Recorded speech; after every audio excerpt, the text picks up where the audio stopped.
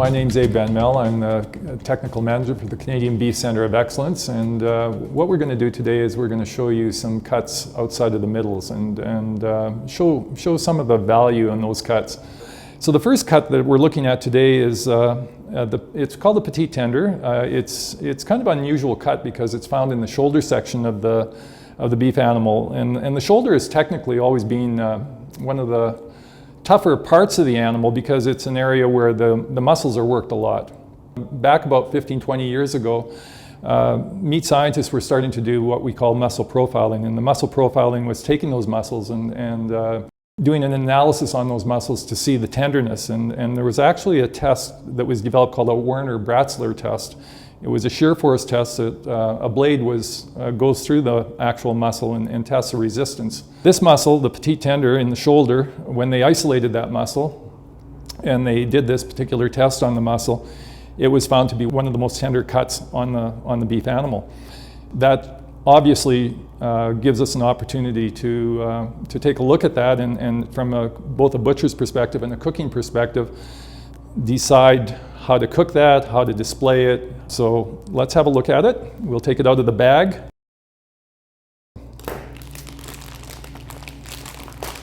There's usually about 10 or 12 in each bag, and there's usually about 4 bags per box. The petit tender is a very irregular shaped muscle with a grain that's running similar all the way across, which is excellent. As you can see, coming right out of the bag, there's very little sinew or gristle on this, or what we call collagen or elastin.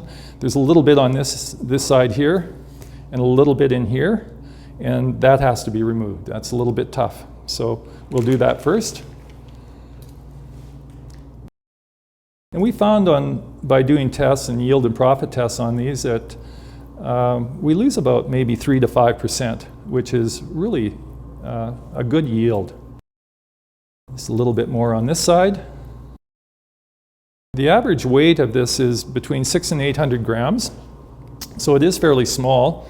And because of the size, I'll have some different options in terms of merchandising it and how I might want to display it, because it is quite small the way it is. But that being said, a little bit of salt and pepper just on this muscle by itself without doing anything else to it, browning the outside a little bit or searing the outside, and then putting it into the oven for a bake. It's what we call a quick roast. It's done in a very short period of time where you can have that meal ready to go in probably somewhere between 25 minutes and a half hour. So it's ideal for just a quick family meal, or to make small medallions or small steaks out of it and cook them as a medallion and as a steak.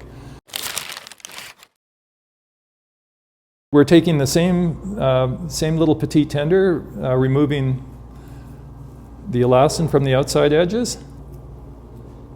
Once we have it trimmed, it's simply making a cut straight across.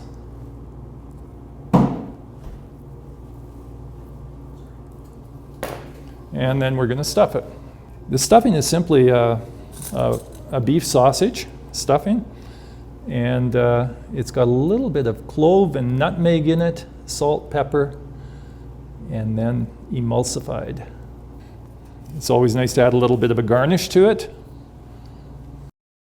Now this is a creativity of the cook, both the home cook or the professional chef.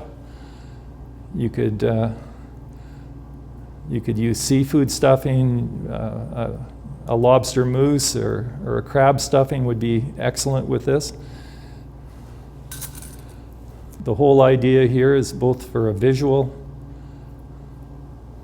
and to hold the product together nice and tightly while it's being cooked.